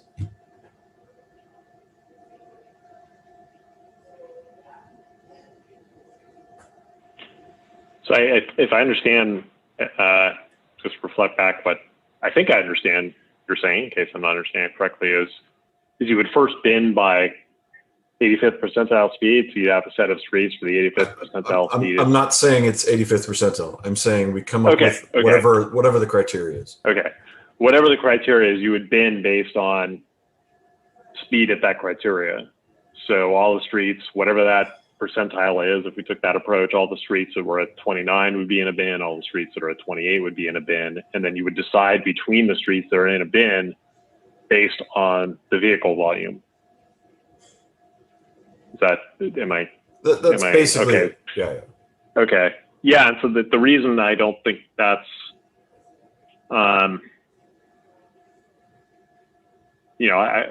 what I'm suggesting is that there's some multiple of those two numbers that goes into making one number that everything is, because you could have a street, again, the example of Masonic. I mean, you could have a street where whatever that percentile we pick is, for that street, it's 28. For another street, it's 29. But the street with 29 only has 50 motorists a day, and the street with 28 has 4,000. So that even though the 28 is lower, the risk is higher because you've got so many more vehicles on that street. So that's why there needs to be that's why that whatever the risk factor is, it's got to take both those into account into a single number. Well, I guess then I didn't really understand what you're talking about with the bins, but I think I get it now. So I guess I'm talking about not having bins on the front end. Having a threshold that's used for all comers, and then once you have, qualified blocks, that those go into a bin with the previously qualified blocks, and then are given a priority based on the relative risk to life, based on the numbers and the volume. Freed. So if we agree that some combination of speed and volume are the basic criteria, then it's a question of how do we use those to come up with a prioritization number. And while I've got a couple different ideas how you could slice it, I think we probably ought to appoint a subcommittee to work with Justin to take a look at the structure of the data we've got and come up with maybe a couple different ways of slicing it up, that will generate that kind of number. Because I think that we may find that, if the data is formatted in a particular way, we might not be able to do something we're thinking about. And I want it to be realistic that, we can look at data over the last 3 years and compare it with the data from the next year and still be able to compare them to one another reasonably. So I would move that we appoint a subcommittee to work with Justin to look at the data structure to come up with a prioritization factor. And I'm open to volunteers for that. Well, I will second the motion, and I will put myself forth as a volunteer. Obviously, there might be others as well, and then we can discuss that. But seeing as how I've carried on about this, it's only fair that I that I step up. And I'm happy to help too. So maybe it could be the two of us, if that's okay with others. Fine with me. So if it's not me, that's fine with me. So, okay, so I think we have a motion, and do we have a and so the motion then is to form a go if you want. Go ahead, Preston. Oh, you had your streaming glitch there, so okay. Yeah.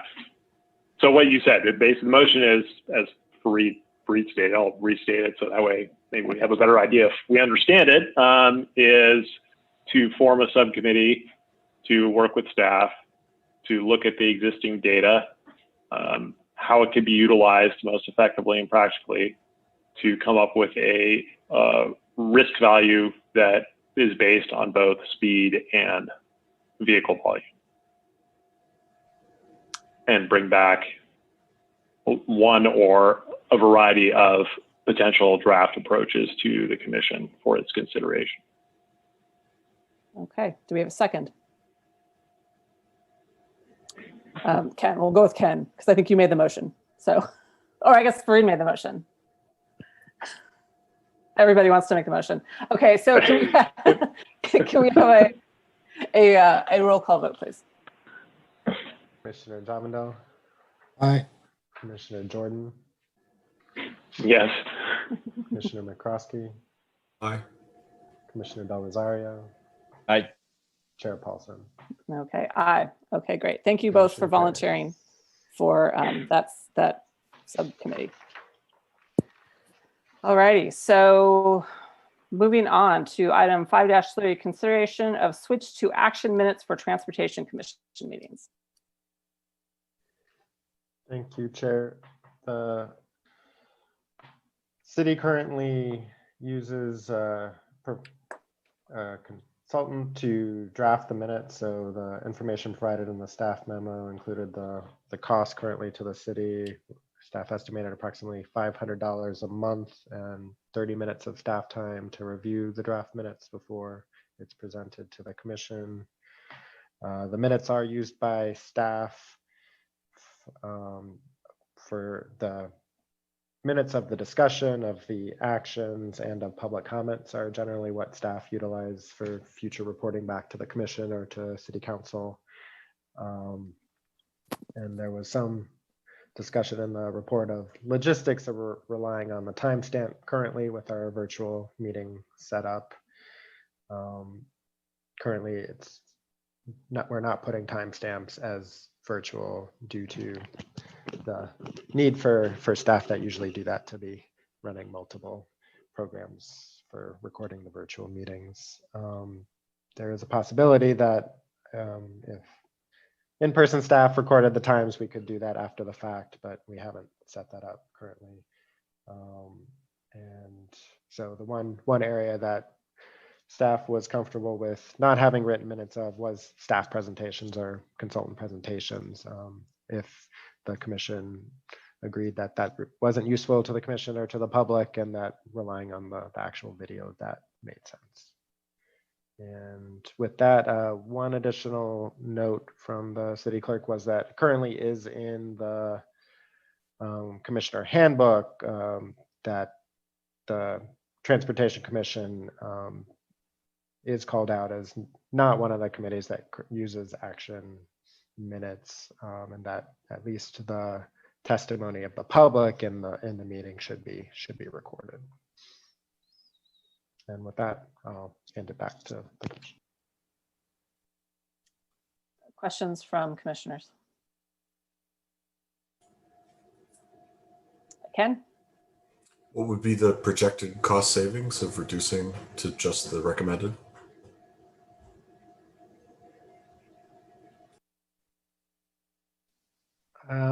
Estimating the amount of time that staff presentation, I haven't looked at how much of the minutes that takes up. My guess would be probably a quarter of the time or less.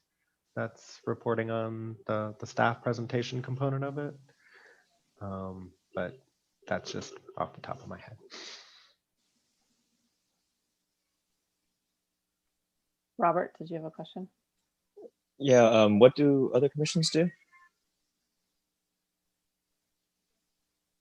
Aside from so action minutes are used, I believe, in the commissions and committees that are not planning and zoning or transportation. But Jeff, if you have other feedback, you sit on more of those than I do.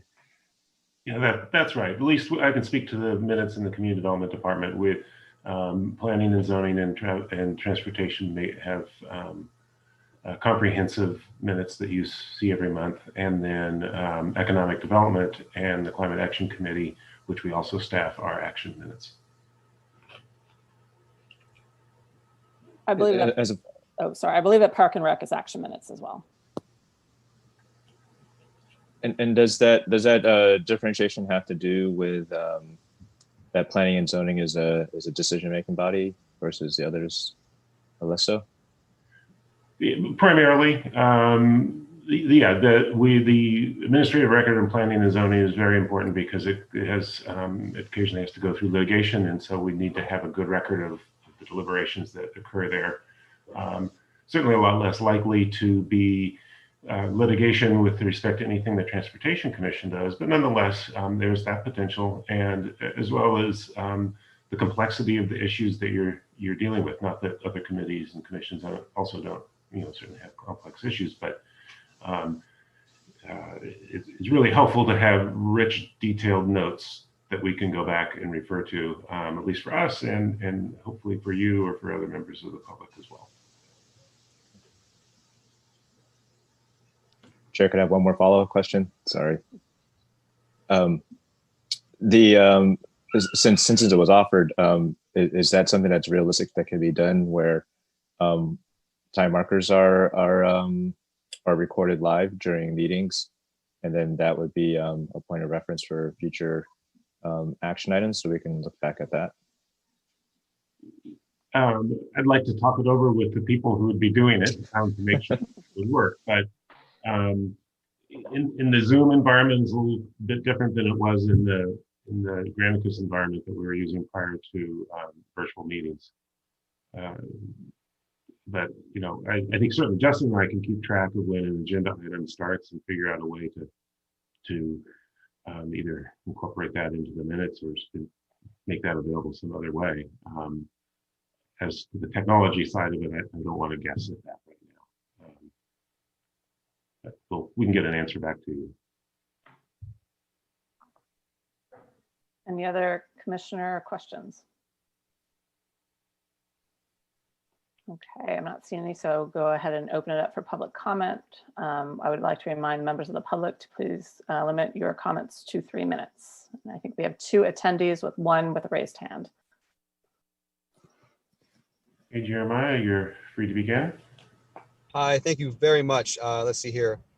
Let's see, I am at work here again. And what agenda item are we on, please, again, please? Is this still traffic calming? I hope so. No, this is consideration of switching to action minutes for the Transportation Commission meetings.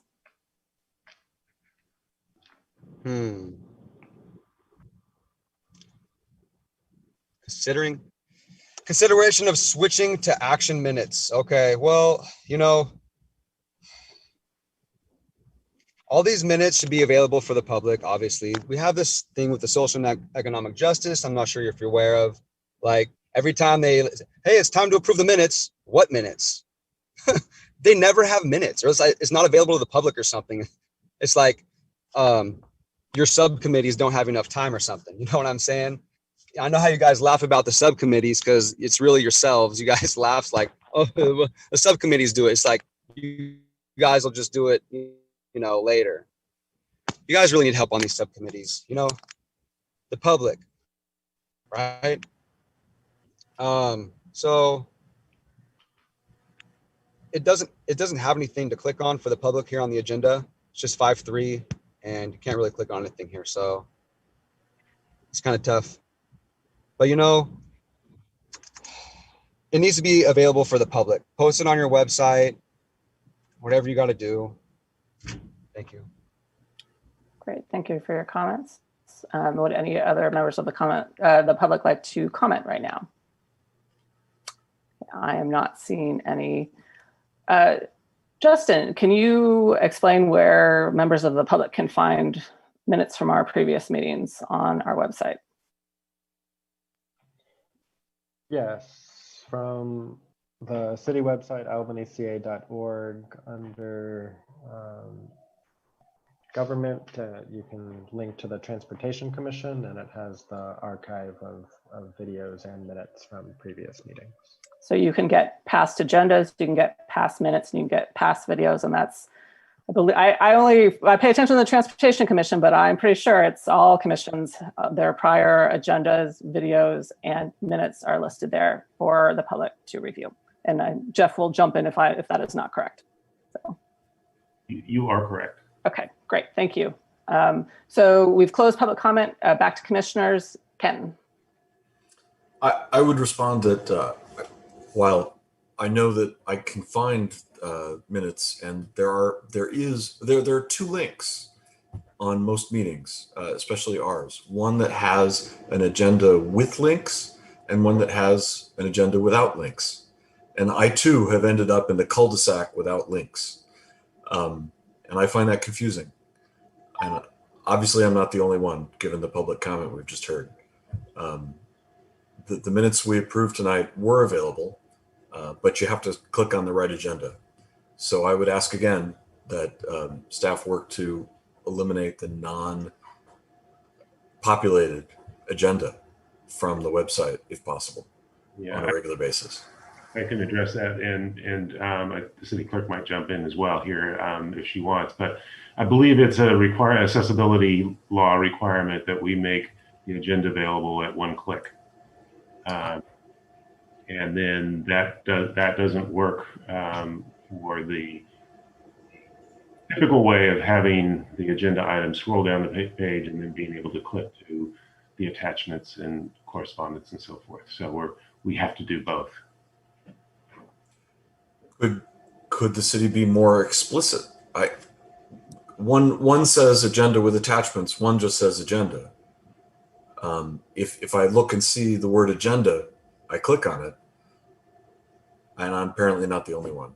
So I'm sorry, Ken, can you tell me where you're clicking that without the attachments?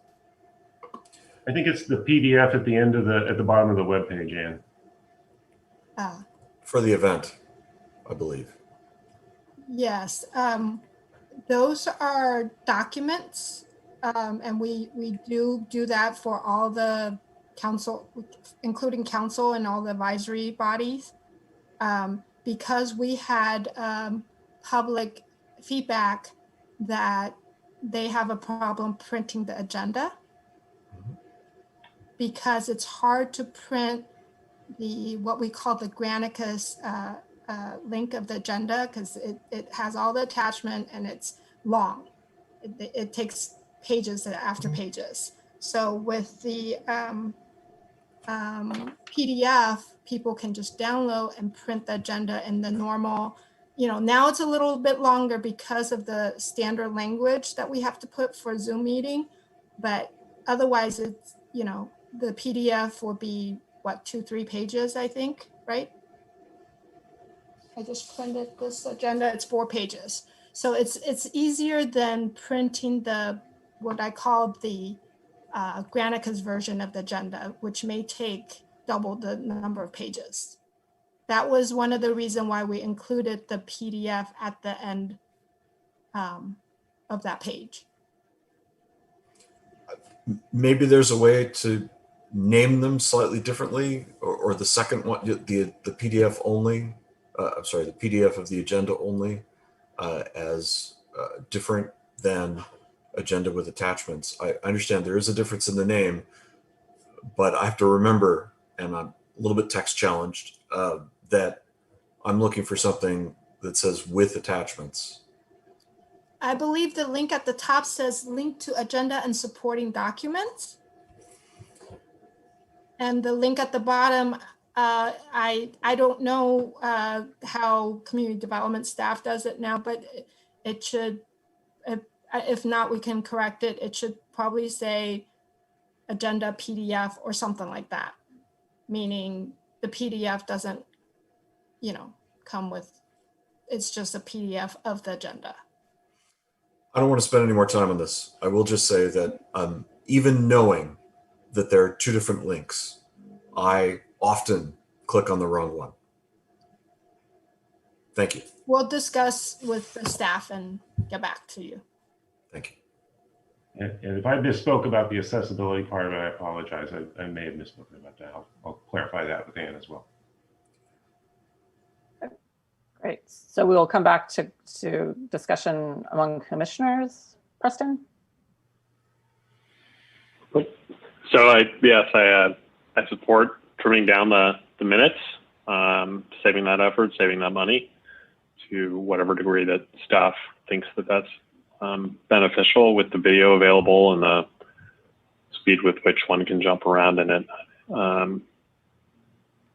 That's really a great record to find out how people are thinking on a particular body. 2, and I think I might have the power to do this. I'm going to try. Let's see. I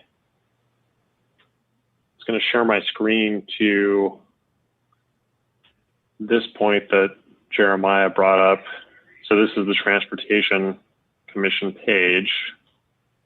And here's what's currently there. And minutes are not one of the columns here. So I think a suggestion is to make minutes one of the columns with links. I think that's probably reasonable. I think trimming down the minutes and actually putting them, front and center on this page, so it's easier for people to get them, is a nice balance. That would be where I stand at the moment. Thanks. Are the minutes, is the agenda, when you click on the agenda, the supporting documents are linked that way? I guess Sorry, I misspoke. No, there's a agenda and minutes archive link further up on the page on the right that gets to the minutes. They are stored in a okay. place. Right, but I think my perspective is that's kind of a pain, and that's sort of obtuse. People go down here and they're looking at this, and I don't know. It's a lot of steps, and I think I suffer from some of what Ken is describing as well. Like, there's so many different ways to get at the documents. I think having them all linked individually here is probably the most straightforward for after the fact. Because I think if you go in here, when I punch this, I expect, okay, this is going to take me to an archive for transportation agendas and minutes. And you click that, and you're like, okay, wait a minute. Now I got to do another click. I got to find transportation. Okay. It's a lot of what they call friction in the web design parlance. And then I'm like, okay, so now I got to do another click. And now we got to do another click. It's pretty buried. So it's there, for people who are power users, I would say. But, for somebody who visits the website once every 3 years, it's not straightforward. Hey, Preston, do you know? I think it did used to be there. We'll look into if it looks like it's 2 forms of video, and I don't know if that's because we're doing things differently now, and that's how we can do it, or if something changed. So we'll look into that. That's sort of separate from how we want the minutes moving agenda forward. Button are the links to the. Oh. So if you press on the agenda, are the links active to the supporting documents in this? They are. Okay. They are. So Okay. one could get at the draft minutes that way if one knows that the draft minutes are linked. But again, these are the draft minutes, not the final minutes. And not from the meeting that you clicked on.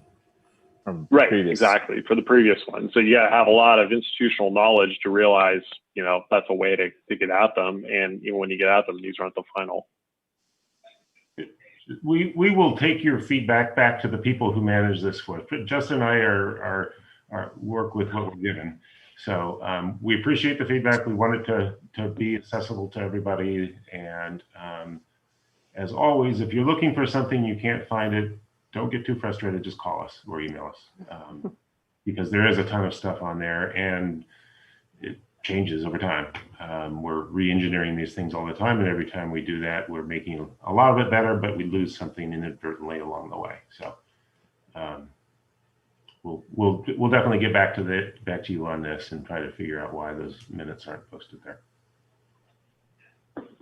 Okay, great. Thank you. Robert?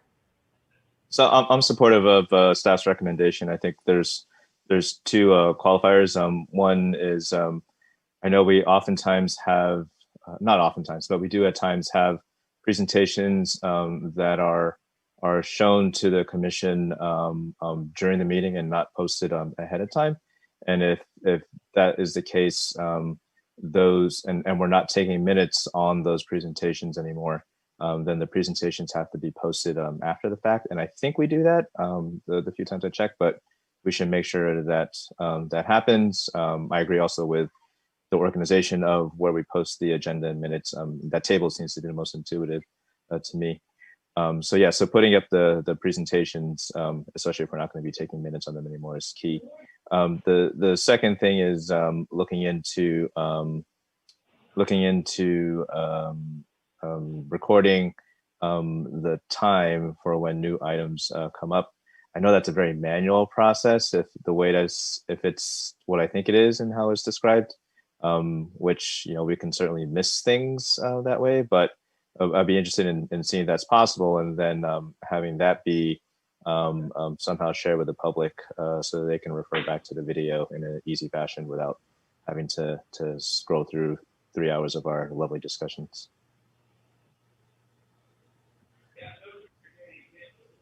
Okay, other commissioner comments? Preston? I think I've seen discussion in public fora about, I think there's some sort of automated transcription feature, at least I think on YouTube. I don't know. I know there's some details around like what you have to do for it for the automated transcription to work or not. But that would be another suggestion of a way that, you know, the minutes could be taken even down more on the effort if that transcription's available. I think some people find that more accessible in terms of being able to scan through it and find the piece that they're looking for than skipping around in video. That only works if it is automated. I'm in no way suggesting that the city hire a transcription service. But I've just heard that there are some automated features to do that. I don't know how well they work. I don't know how successful they are at capturing what people are saying accurately. Okay, thank you. Other commissioner comments?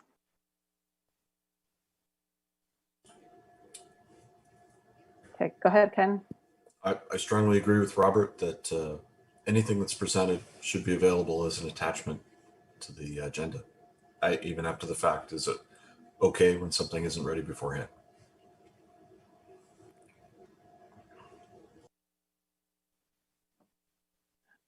Any other commissioner thoughts about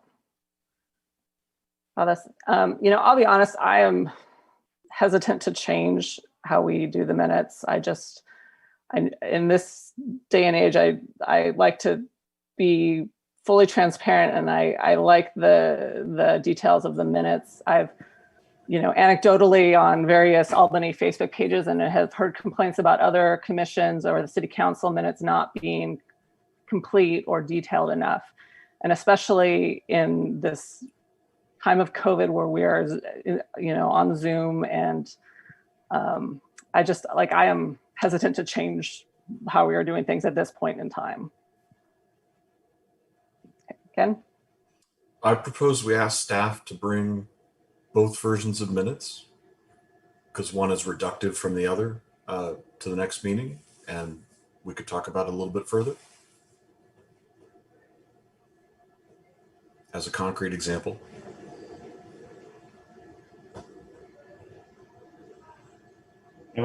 Sure, that wouldn't be a problem at all. And by both versions, you mean cutting out the staff presentation part of the minutes? Okay.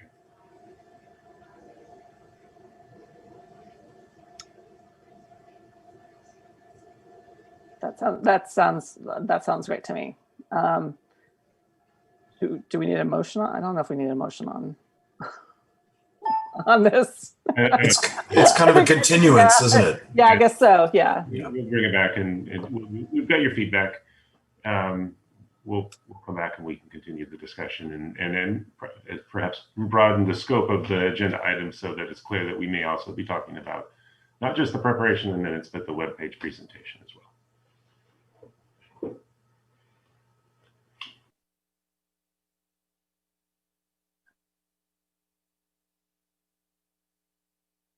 On to item 6, announcements.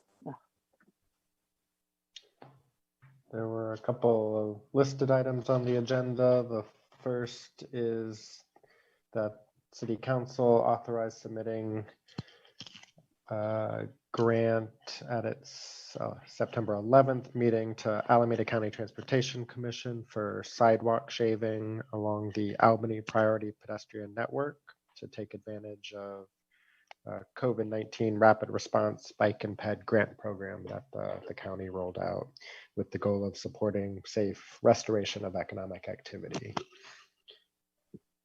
And the other item was scheduling our November-December meeting. I heard back from 4 commissioners. So Ken, if you have any feedback on your schedule from the other 4, it looked like December 3rd was available as the time all 4 responses were available.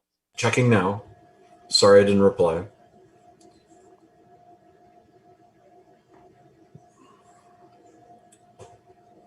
December 3rd, you said? The first Thursday.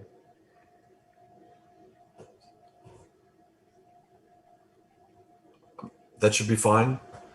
Thank you. So we'll go ahead and schedule it for December 3rd. And those are my announcements. Any commissioner announcements? Justin?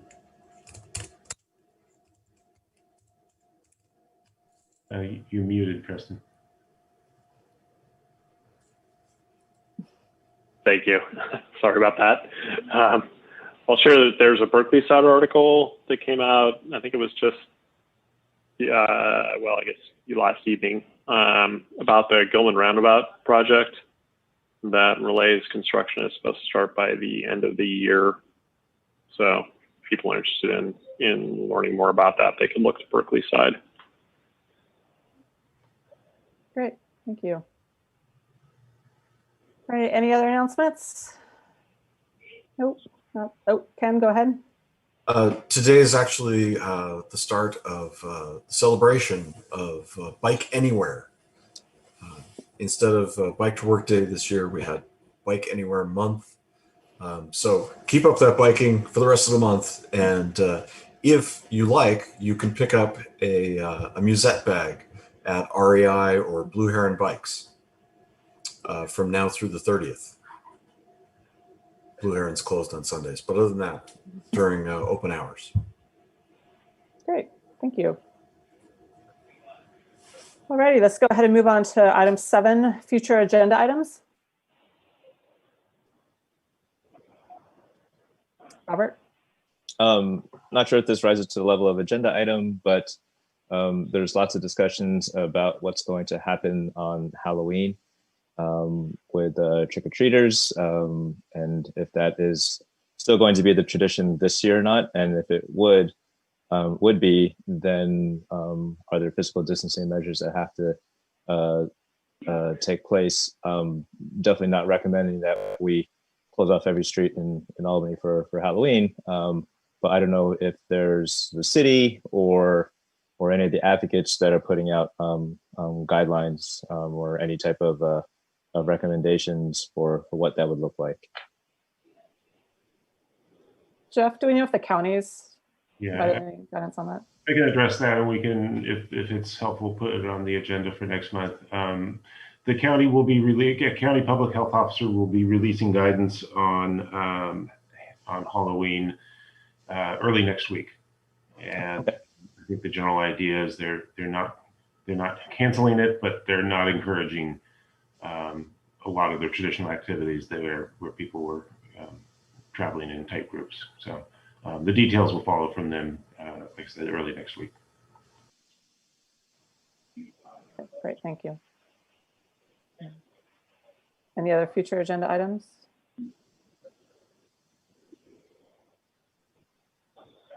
Justin, do you have anything to share? For once, no. Oh, I said Justin. I thought I said Justin. I think I said Justin. Oh, okay. My apologies.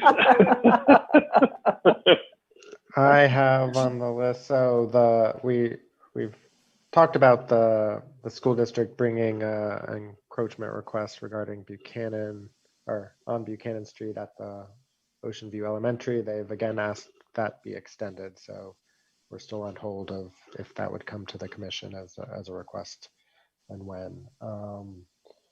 I have draft analysis of the median stops along key routes. So I plan to bring that in the coming months for the commission to review. And already also have noted, but I haven't done it yet. So, but it's in the queue for the coming months. Also, there was a request for a post-project evaluation of the Washington Avenue on Albany Hill, and so that's been in place long enough to take a look at that. Those are the items I've got. Great, thank you so much. Ken? I asked last time if we could try and coordinate with the Planning and Zoning Commission on working on bicycle parking requirements, making sure those are current and coordinate well with their San Pablo Avenue specific plan.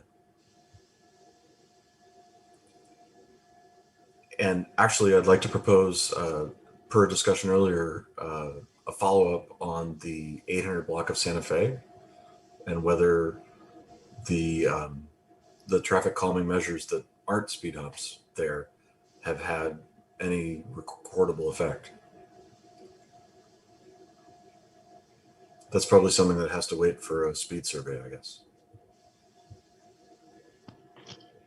We have not done any speed surveys since the change in travel patterns and the changing needs of our public works staff, but I will be checking if there is capacity still this fall before the rainy season to do any speed surveys. But again, comparing to pre-COVID travel behavior, still hesitant to use it as a sort of post-project evaluation, but we'll see what things look like now. I'm fine if it stays in the queue for a better time.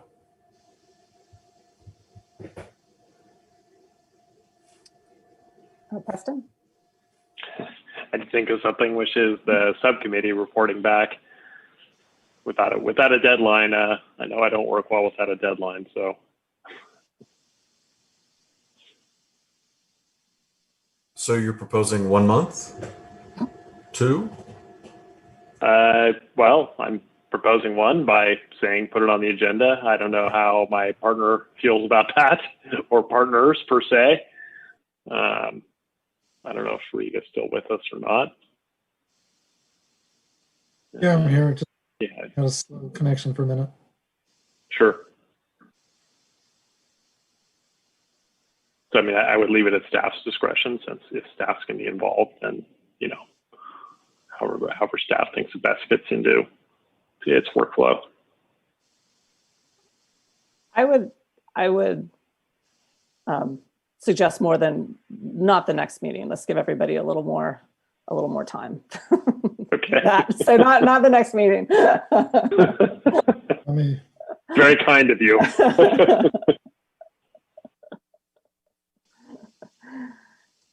Okay, and then item number 8, next meeting will be Thursday, October 22nd, 2002.